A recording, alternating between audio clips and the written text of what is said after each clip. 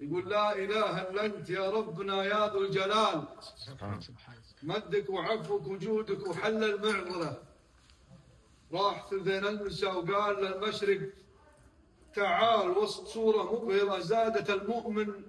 صلة، بعدها زان الشعر والشعر سحر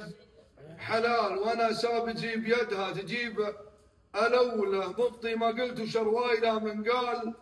طال، أقدر أحط النجم أرض لو ما هيب إله، يا محمد يا بن ناصر عليك المدح مال، وحددت بين المناعير سهم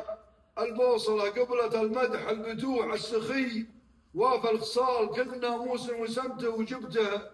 من هلا، سلطة على الرجال وعلى عياله الرجال، ثبتك يا ناصر الله نهاره المسألة، وانت يا محمد اخذت الغنيمة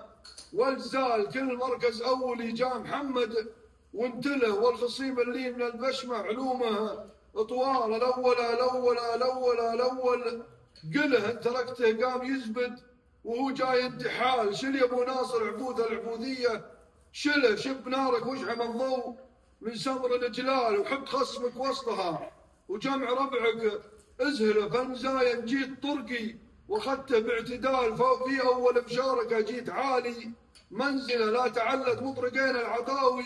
فالحلال درع حامي عن ختول، درع حامي عن ختول يجيها بختله، مغاير تسعد حنا حماة مسبال، فينا على الواجبه والمواجيب اعجله، حنا على الصادره والمغبه بارتجال، وحنا على الوارده والثلاث مزلزله. كفو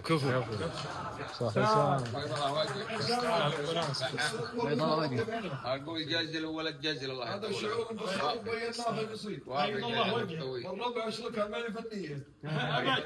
ابد.